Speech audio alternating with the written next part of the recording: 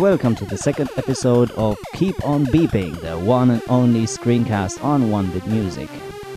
In the last episode I talked about the famous Wham! The music box for ZX Spectrum 48K. This time I'm gonna focus on another slightly less famous music box, which was made in Yugoslavia in 1988. Originally titled E02 music box, it is better known by the name The Music Studio. Unlike most other countries of the Eastern Bloc, Yugoslavia did not produce their own Spectrum clones, and regular Speckies were available on a semi-legal basis, at least from 1984 onwards. However, they cost a fortune, often worth the equivalent of a 2-month salary or more. So unsurprisingly, the cheaper 16K version was quite popular in Yugoslavia, and there were even TV shows about how to pimp up your Specky with extra RAM chips. Anyway, back in 1988, Sasha Pušica from the former Socialist Republic of Croatia decided to create his own sound routine for the ZX Spectrum beeper. He was 16 or 17 years old at that time and had already written a couple of rather obscure action-based games for the ZX Spectrum. His first production, called The Drinker, was released in 1985, followed by Joe Banker and Big Trouble in 1986. His fourth and final game, titled Game Mix, came out in 1987. All these titles were published by Suzisoft from Zagreb, Croatia. E02 music box is Sasha's last known production for the ZX Spectrum. After that he disappeared from the scene. Today he's working for a large computer company in Zagreb. E02 music box was published as a type-in the famous Yugoslavian computer magazine Svet Komputera, which still exists in Serbia today. So, before you could get started, you had to punch in about 3 pages of data statements. Luckily today there are pre-compiled tab files, so you don't have to go through this. To this day there are only 7 games that use this routine, and only 2 of those were made in the 80s. The first and probably most well-known is Mind Trap, which was released by Mastertronic in 1989. It's a puzzle game made by Active Magic, a Yugoslavian group of programmers. The music was composed by Vojislav Mihailovic. The second game is a Czech text adventure named Cracker, which was made by Marek Novotny and Pavel Maniaš. It was also released in 1989. I have no idea who composed the music for this, as there are no other known productions by these programmers. In 1989, E02 music box was re-released by Czech coder MS Sid under the name The Music Studio. This is the version most people will know. The original E02 music box has a few bugs in the editor and compiler, which have been fixed here. Other than that, MS Sid didn't change much except inserting a new intro screen and translating the built-in help page into English. Ah yeah, he made the demo song a bit slower too. Anyway, I think it's rather unfortunate that various websites credit him as the author of the whole program. Only in recent years the engine has been used in a number of games again. There is Horace in the Mystic Woods by Brian Smith, a port of the platformer by the same name, which was released for the Psion 3 handheld series back in 1995. Binary, an original adventure platformer developed by Molder. Pac-TXT, a text adventure based on the famous arcade classic Pac-Man, created by the notorious Hui demo group. And Heartstealer by Timmy, another very cute platformer, which is probably my favorite 48K game from 2010. The soundtracks of all these games were created by the legendary 1-bit composer Mr. Beep. In 2008, the Music Studio routine was ported to the Atari 8-bit series by Polish coder XXL.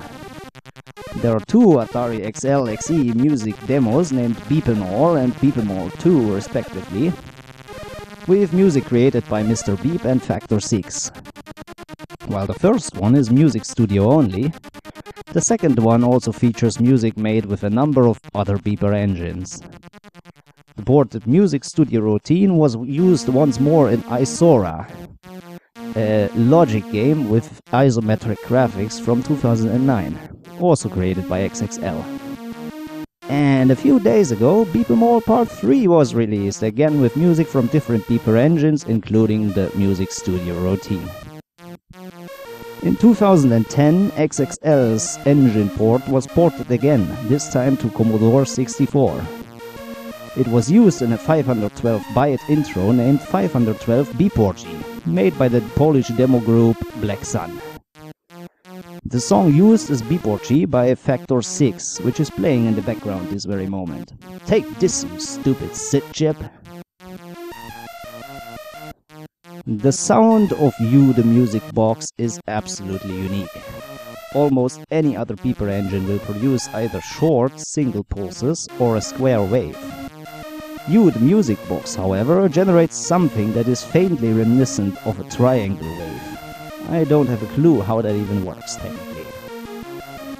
A spectral analysis will show that You the Music Box creates a lot of strange harmonics which aren't necessarily overtones of the main frequency. This can sometimes amount to a rather unpleasant side effect, which reminds me of a whining cat. It most commonly happens when you use two high notes together. Anyway, let's finally have a look at the program. After a rather short loading time, you are greeted with the rather ugly main screen. If you press M now, the program will start playing a horrible mess of random notes. If you want to hear the real demo tune instead, press D. Pressing H displays the built-in controls. However, this isn't very helpful because first of all it's in Croatian and secondly it scrolls by rather quickly. But don't worry, I'll explain everything as we go along.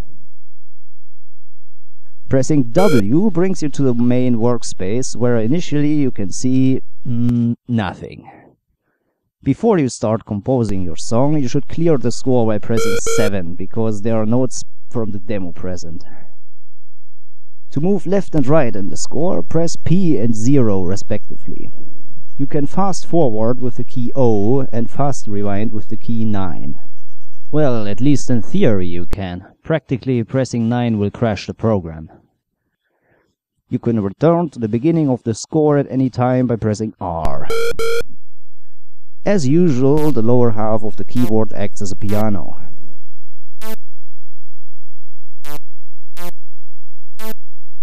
Like in Wham! The Music Box, note lengths are fixed, so to make a longer tone, enter the same note repeatedly. There are 2 channels available, you can switch between them by pressing 5. Pressing 1 will cycle through the available octaves.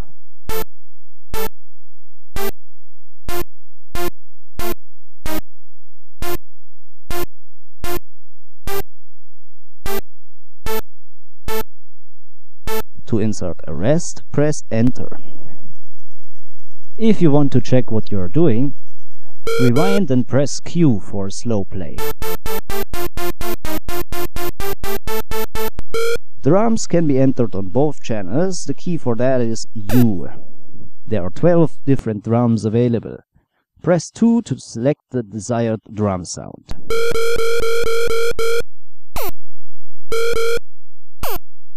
What else?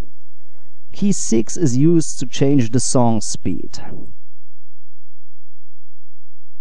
Key 3 changes the border color.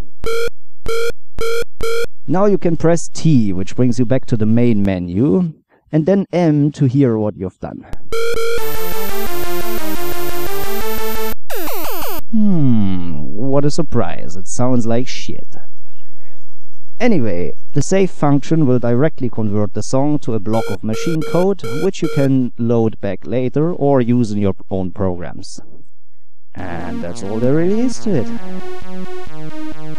As you might have noticed by now, You the Music Box and the Music Studio are about as user-friendly as a tax return form.